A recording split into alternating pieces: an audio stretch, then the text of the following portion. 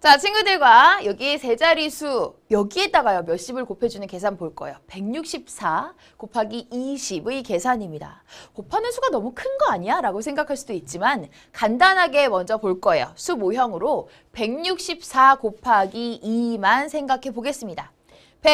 164 이게 두 개 있어요. 생각해 보면은요 지금 1모형이 총 8개 있습니다. 4 곱하기 2와 같은 거죠. 자, 이렇게 볼 수 있고요. 그 다음에 10의 자리를 생각해보자 라고 하면 여기에서 10모형이 6개, 6개, 그러니까 10모형은 12개. 자, 여기에서 우리가 결과를 쓸 때 10의 자리에다가는요. 여기 2만 써주면 되는 거죠. 왜? 10모형 10개는 100모형 하나로 변신할 거기 때문에. 그렇다면 200에다가 100을 더해준 300이 될 겁니다. 그래서 100의 자리에는 3을 써준다. 164 곱하기 2는 328로 나타낼 수가 있죠. 그런데 2 말고요. 20을 곱해준다라고 하는 건 어떤 의미일까요? 곱하는 수가 2에서 20으로 변신했다? 즉 2의 10배가 되는 거죠. 그렇다면 이 곱의 결과도 역시 10배가 될 겁니다. 자, 어떤 수의 10배가 된다라고 하는 건 그 수의 오른쪽 끝에 0이 하나 더 붙는다라고 생각을 하면 간단하죠. 그러니까 원래 164 곱하기 2는 328이었는데 오른쪽 끝에 0이 하나 더 붙는다? 이렇게 자리가 하나씩 밀린다라고 생각을 해보세요. 어때요? 3280이라고 하는 결과가 나오게 됩니다. 자, 그래서 결과는 3280.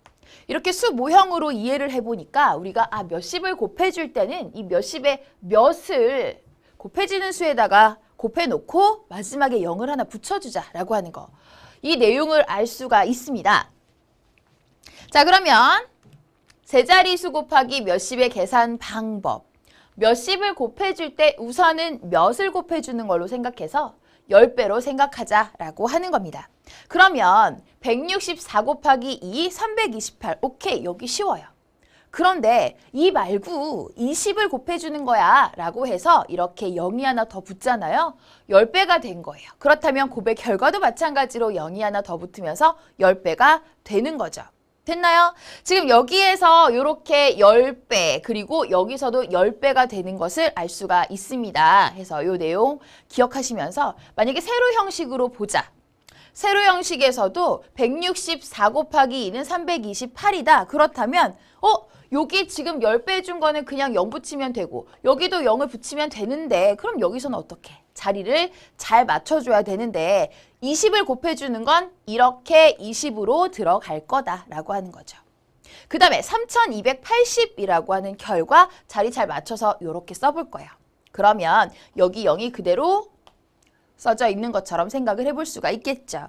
자, 그러면 세 자리수 곱하기 몇십에 대해서 우리가 정리를 해봤을 때 세 자리수와 몇을 먼저 곱해주고 0을 그 결과의 오른쪽 끝에다 붙여주면 된다라고 하는 거. 자, 동시에 요것도 한번 생각을 해볼까요? 세 자리수가 만약에 몇백이에요. 여기에다가 몇십을 곱해준다고 해요. 그렇다면 400에다가 2를 곱해준 다음에 0을 붙여주면 되겠네 라고 생각을 하겠죠?